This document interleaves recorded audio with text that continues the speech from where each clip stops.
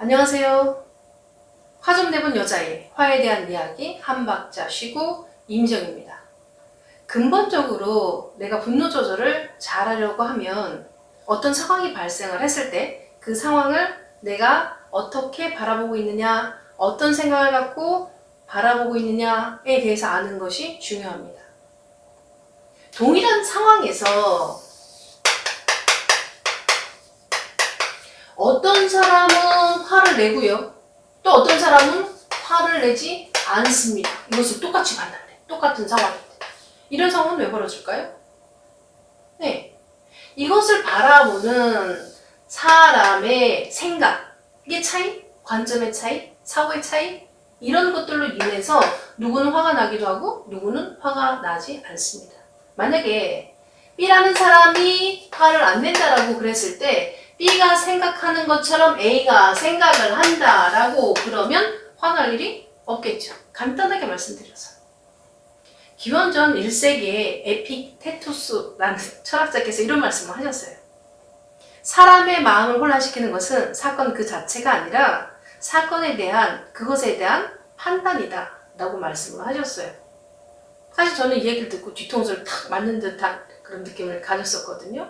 결국 어떤 상황을 내가 어떤 관점으로 어떤 생각으로 바라보느냐에 따라서 화가 날 수도 있고 그렇지 않을 수도 있다라고 하는 거죠.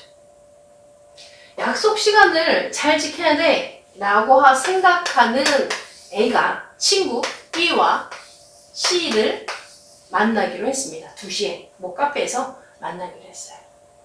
A가 약속 전에 도착을 했죠. B도 도착을 했어요. 그런데 시간이 지났는데 C가 안 나타나는 거예요. 그런데 약속을 분명히 잘 지켜야 된다라고 생각하고 있는 A는 이제 화가 올라옵니다. 감정이 올라옵니다. 약속 시간을 도대체 왜 안 지키는 거야? 약속 시간을 지키는 건 당연한 건데 어떻게 얘가 이럴 수 있어? 라는 생각이 서서히 올라오기 시작을 합니다. 10분, 20분 지났네요? 그래도 친구는 나타나질 않아요. 그럼 이런 생각이 또 하죠. 아니 늦으면 늦는다고 전화를 해줘야 되는 건 당연한 거 아니야? 어떻게 얘가 그런 것도 모르지? 어떻게 그럴 수 있지? 라는 생각으로 또 화가 납니다. A는 화가 났어요. 친구들하고 만나서 재미있게 놀려고 생각을 했으나 이런 생각으로 해서 화가 났습니다. B는 이렇게 생각을 했어요. 아유, 그럴 수도 있지. 무슨 일이 있나 보다. 전화도 해주지 못할 어떤 상황들이 있나 보다. 와서 이야기를 듣다 보면 무슨 얘기인지 알게 되겠지. 라고 생각을 하니 B는 화가 나지 않았습니다. 만약에 A가 이런 상황에서 나는 약속을 정말 잘 지켜야 돼 라는 생각을 갖고 있는 것에 대해서 나한테만 적용시키고 다른 사람한테는 그럴 수도 있지. 상황을 나중에 알고 보면 왜 그랬는지 알게 되겠지 라고 만약에 생각을 했다라고 그러면 화가 나지를 않겠죠. 이렇게 사람마다 어떤 상황들을 어떻게 바라보느냐에 따라서 화가 나기도 하고 안 나기도 해요. 그러면 저는 A가 화가 나지 않는 상태가 되기 위해서는 편안하게 그렇게 생각해야 된다라고 말씀을 드렸잖아요. 보통 당연히 절대 항상 뭐하지 않으면 안 된다 라고 하는 사고는 비합리적인 사고로부터 비롯되어지는 것이 많아요. 그렇기 때문에 나의 규칙이 무엇인지를 알고 이 사고 자체가 내가 비합리적으로 생각하고 있는 건가? 합리적으로 생각하고 있는 건가?를 알고 합리적인 사고로 바꾸어서 생각하는 것이 내가 분노 조절을 하는데 상당히 도움이 될 거라고 말씀을 드립니다. 합리적인 사고라고 하는 것은 뭐냐면 쉽게 얘기해서 이치에 맞다, 도리에 맞다, 논리적이다 라고 하는 것들을 우리는 합리적이다 라고 얘기를 하잖아요. 예를 들어서 이런 얘기를 좀 해볼게요.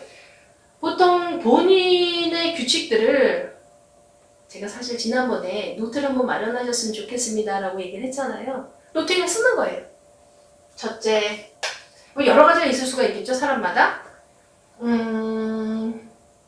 내가 요즘에 이제 신혼부부들, 젊은 분들 상담하다 보면 이런 얘기 정말 많이 나와요.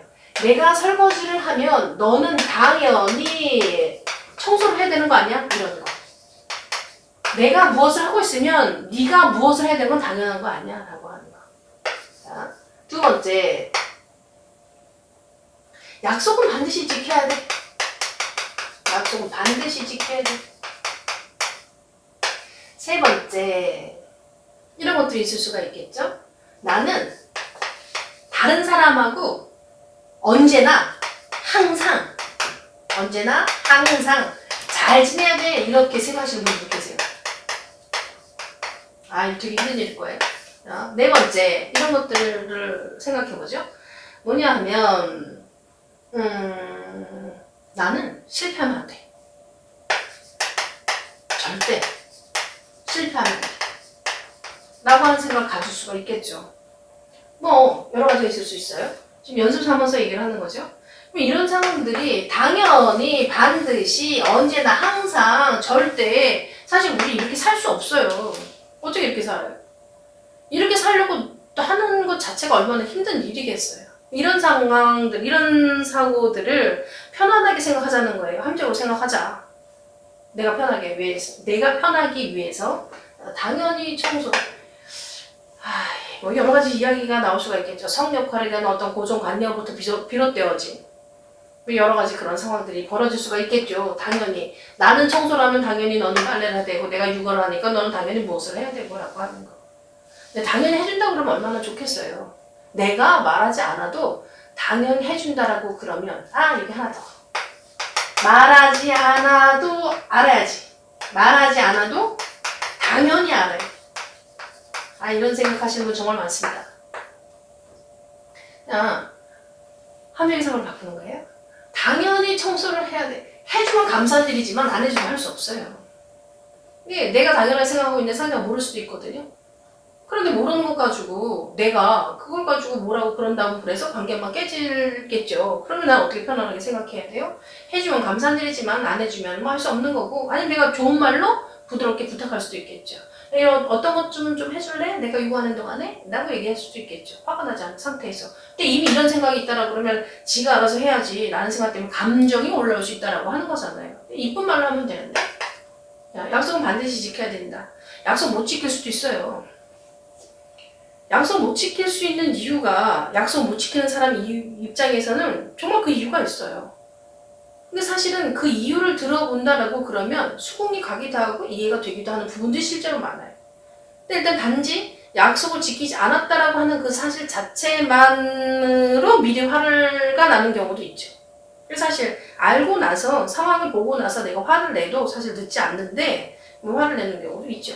상황에 대해서 못 지킬 수도 있어요. 상대방이 약속을 지키지 못한다고 해서 내가 화가 나요. 상대방으로 인해서 내가 화가 나요. 내가 불편해져요. 내가 그걸 선택해야 되나요?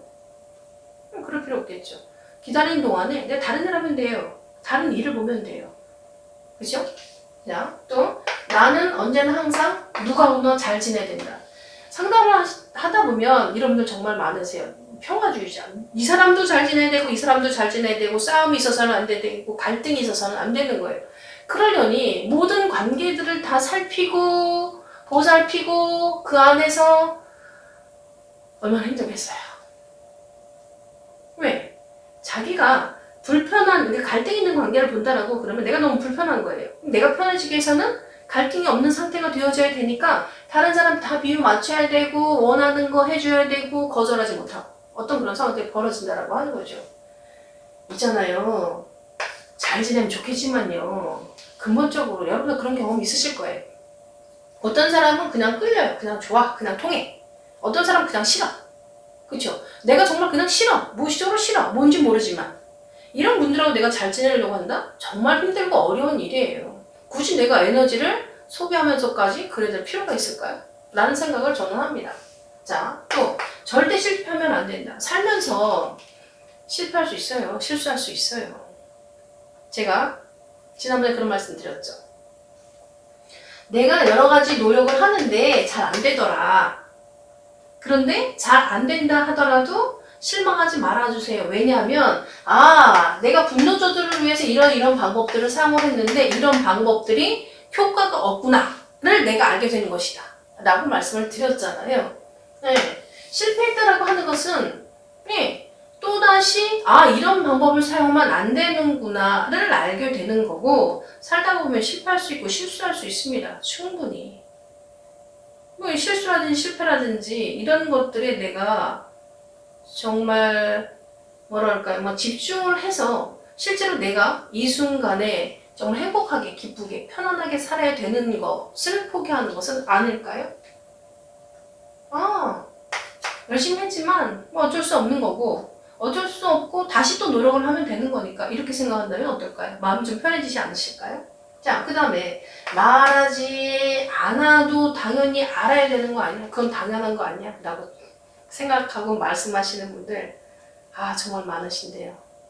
당연하다라고 하는 건 내 생각이 당연한 거예요. 내가 당연하다는 것과 상대방이 당연하다라고 생각하는 것은 충분히 다를 수 있어요. 그죠? 네. 그런데 당연하다라고 그렇게 생각을 하는데 여러분 말하지 않으면 상대방이 알까요? 모를까요? 몰라요. 몰라요. 말하지 않으면 몰라요. 말하지 않아도 네가 알아서 당연히 해야 되는 거 아니야? 라고 주장하시는 분들 계시거든요. 그런 분들 볼 때 정말 답답하죠. 근데 나는 또 어떤가요? 나도 뭐 당연한 거 아니야? 당연하게 알아야 되는 거 아니야? 라고 나는 또 주장하고 있지 않을까요? 근데 나의 어떤 그런 행동들이 상대방을 되게 불편하게 할 수 있다라고 하는 생각을 한다라고 하면 이런 것들 좀 편하게 얘기를 하시거나 그랬으면 어떨까 싶어요. 자, 또 이런 것들. 잘못을 했으면 당연히 잘못했다라고 얘기를 해야 되는 거 아니야? 라고 또 열심히 주장하시고 생각하시는 분들 계세요. 예, 그렇게 생각을 하실 수도 물론 있겠죠. 근데 잘못했다라고 하는 것은 내 기준에서 내 생각에서 상대방이 잘못했다라고 하는 거예요. 그게 뭐냐면 상대방은 잘못했다라고 생각 안 할 수도 있고요. 또 실제로 잘못했다라고 인정을 한다 하더라도 알고 있다 하더라도 잘못했다라고 말하고 싶지 않을 수도 있고요. 또 자존심에 의해서든 상대방이 나 올리게 하기 위해서든 어떤 이유에서든 또 잘못했다고 얘기 안 할 수도 있겠죠. 잘못했다라고 얘기를 한다라고 그러면 정말 고맙고 감사한 일이지만 잘못했다라고 얘기를 안 하네? 그거 가지고 상대방을 비난해야 될 이유는 없을 거라고 생각을 합니다.